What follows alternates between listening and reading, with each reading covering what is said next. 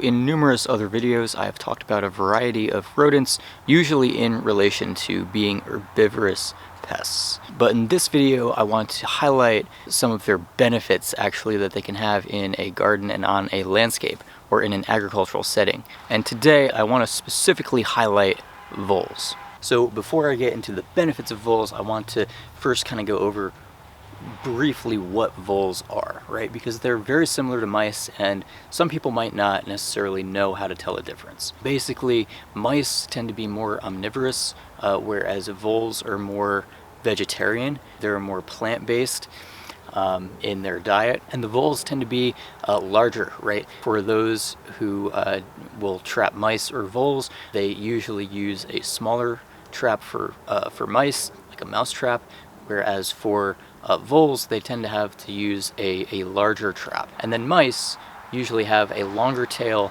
than voles as well.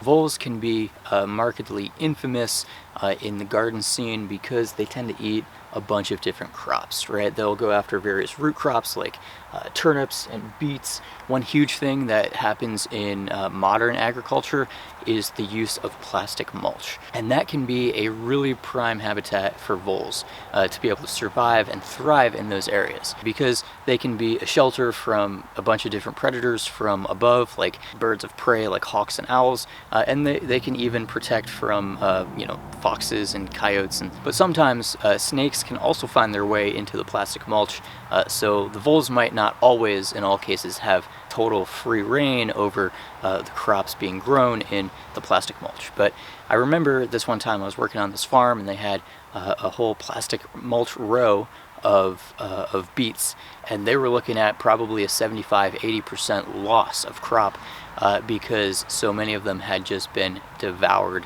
and had chunks bitten out of them by the voles, right? So the beets just weren't marketable. But these animals will also go after different crops like peas, a bunch of different crops, and even later on into the season, they may snip some of these crops off at the base of the stem for some reason. I don't know if they're going for the moisture or if they're just eating a little piece of that stem, and it kills the entire plant that's above it, right? So it's certainly not an efficient way to consume the plant on their part. Voles are also notorious for carving tunnels and channels into sod, like lawns and stuff. Some homeowners may complain about that, especially like during the winter time when there's a snow cover. The voles will just have a heyday, so to speak, it going through the lawns because they have that protective blanket of snow on top. Nonetheless, there are some basic ways we can use to help manage vole populations on the landscape. And while it's not totally the subject of this video, I do want to briefly mention some ideas, right?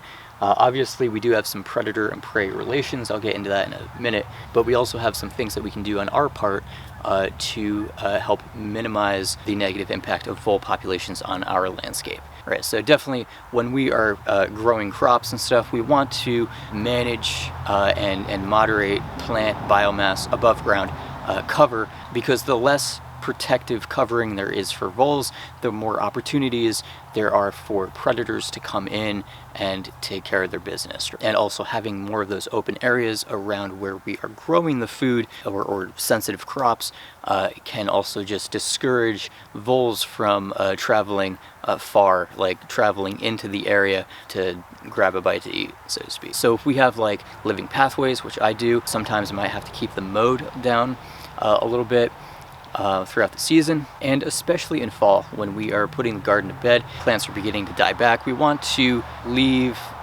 the gardenscape with more of a minimum of three-dimensional biomass, especially if we have overwintering crops like sunchokes, carrots, parsnips, beets, depending on the climate, whatever the case may be. And so what we can do is mow these sensitive areas fairly short, and we can also have maybe a grassy pasture some distance away where we can kind of shepherd the voles by mowing to that area. That way they can still provide the ecosystem benefits that we'll get into, but they're not a direct threat to some of our garden crops and things of that nature. And it can help to make sure that we keep a mowed kind of barrier, right? A barrier of open space, essentially, in between that field and the garden, to help kind of discourage voles from traveling and open up more opportunities for predators if they do decide to travel. Another option, if vole pressure is pretty bad,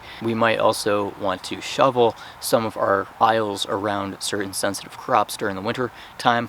Obviously, if it's a larger farming operation, this might not necessarily be as feasible in all cases, but especially with the heavier snows that will stay around for a longer time, if we can lessen the snow load around those crops so that the snow that is left melts faster than the surrounding snow, that will open up open space for again, the threat of predators to be concerned for the voles, in which should discourage them from going after some of those sensitive crops. So now we can get into the benefits that voles offer to the landscape, to the garden, or to the farm. So we know that voles have a very strong nature to tunnel their way around the landscape, right? And so what this can do is this can help to till the soil a little bit, right? Incorporating some of that organic matter that was on top, the detritus, and branches, sticks, deeper into the soil, while exposing some other soil from the bottom up and helping to aerate those areas. This can also help sometimes with the decomposition of hugelkultur mounds, right? It may be challenging to grow certain crops on the hugel mounds during those when the voles are really active, but their tunneling and their holes can help to aerate and encourage the flow of water into the hugelkultur mound, possibly helping to quicken the decomposition of that biomass, much of which may be woody. Voles are also a keystone species, right? They are a very small-sized mammal, but they are a food source for so many different animals out there, like fox, coyote, hawk, owl, cat, all those things, and snakes, as I mentioned too. So it supports these larger predators, but it can also help to shape the landscape and determine what plants are going to survive and thrive in some of these areas. So while voles can go after a bunch of crops, and especially sometimes this can be the really delectable option compared to some of the weeds that are available, but they do also eat some of the weeds, right? Like dandelion, plantain, clover, different types of grasses, sedges, vetches, goldenrods, and maybe even some weed seeds, right? They may eat some seeds of cultivated crops too, like grains and whatnot, but some of those weed seeds may also be consumed. And while the voles are mostly vegetarian, they can also eat some insects occasionally anyway, right? Maybe especially like gastropods, like slugs or snails, that kind of thing. In a lot of my gardening areas, sometimes when I allow a certain area to go fallow, that is to let just a bunch of weeds grow up and or cover crop, in my experience that has been one really great way to help improve the quality of that soil. And oftentimes I can see the presence or the tracks of voles in those settings, right?